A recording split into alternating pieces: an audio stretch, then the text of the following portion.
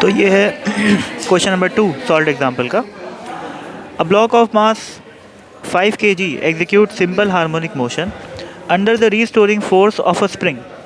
मतलब स्प्रिंग की वजह से यहाँ पर ब्लॉक का SHM हो रहा है। तो कुछ ऐसा मान लेते हैं अपन लोग, स्प्रिंग है, ये ब्लॉक है, ये रखा हुआ है ऐसे, और इस ब्लॉक का मास दे रखा है 5 kg और स्प्रिंग की वजह से क्या हो रहा है, SHM हो रहा है।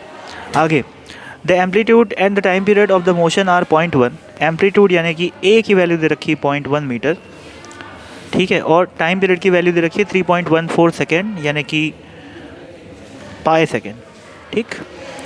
Find the maximum force exerted by the spring on the block. Maximum force निकालना है भाई।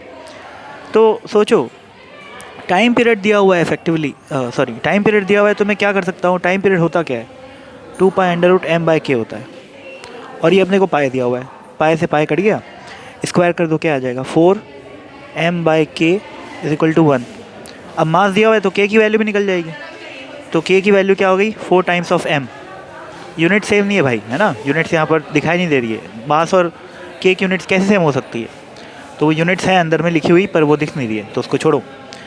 तो k = क्या हो गया, 4 इंटू मास कितना है 5 kg, बोले तो 20, ठीक, ये आ गया 20।